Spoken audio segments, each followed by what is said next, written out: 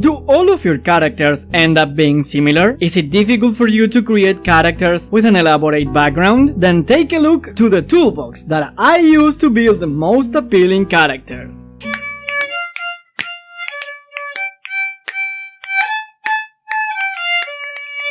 Hello everyone and welcome to the 5th book tips. On this opportunity we will see one of my favorite parts of the creative process, character creation. Those who know me well already know that this is a process that I deeply enjoy. Whether it is to create my own characters or to create heroes for role-playing games or to create my avatars for video games. And if the game offers me the possibility of customizing the looks of the character, I can be over half an hour deciding only the appearance. I am going to provide you with 3 most useful tools for the beautiful task that is character creation. First tool, character sheets. The sheets are your strong card, where you will keep all the most relevant information about your characters. You can craft the sheet as it's better for you, because there isn't just one way of doing it. But now I will just tell you how I do it. Physical description. This is very important to know how your character looks like, especially for visual sensory details within the tale. If you dare, you can add a drawing or a sketch as a guideline. Of course, you absolutely don't need to be a skillful artist. The details, like the character's place of origin, the age, the job, the activities, among others. And it's very, very important to give your character a name. I know it sounds silly, but it is important. Personality. It is important to decide the personality archetype for your characters. This way, it will be easier to anticipate their dialogues and their reactions in different situations. Interest.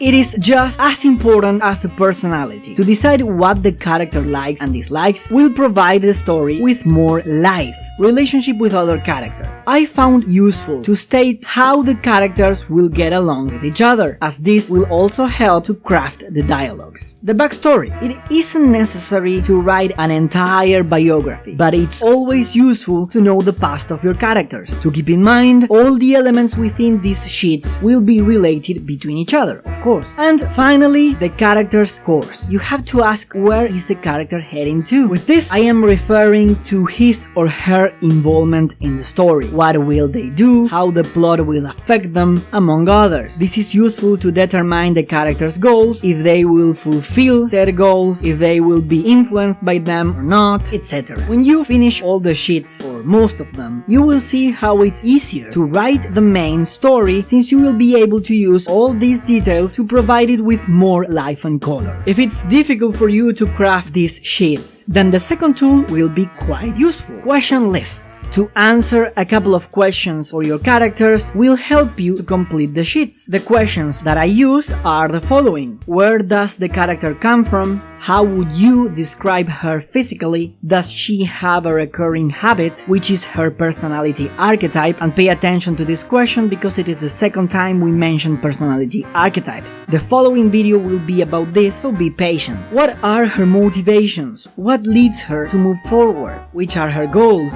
Which are her strengths and weaknesses? What are her favorite things and which ones does her hate the most? Which are her fears? Which are the character's prejudices and ideas?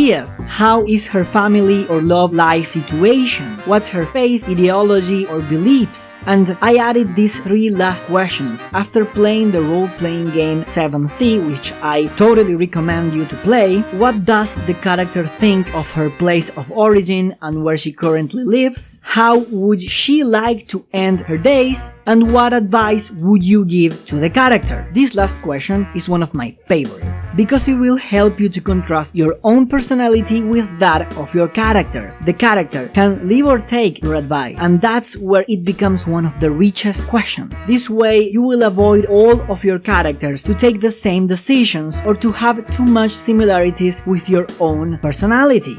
And the last tool are character lists. Having a character list will be quite useful to remember all of them. It may sound silly, but when the character base begins to grow, it becomes necessary to keep track of them. The list will have all the main details and information that you need, like the name, age, race or ethnic group, and this is really useful for fantasy and sci-fi stories, the nationality, the occupation if needed, affiliations, and here is where you can can include any field you need, like religion, ideology, faction, among others. And finally, the notes. For example, this character dies in the second book. Double identity. She has the secret that everyone is looking for. What is to say, whatever you need to write down. Keep in mind that all this will be useful to provide your tales with the best possible background. There is a quick version for this toolbox, which will be helpful to make the first draft for every story, a tool that was quite useful for me when I worked as a content creator for Inferno. Here, we will combine the list of characters with elements from the character sheets. We will include in the list the motivations, the goals,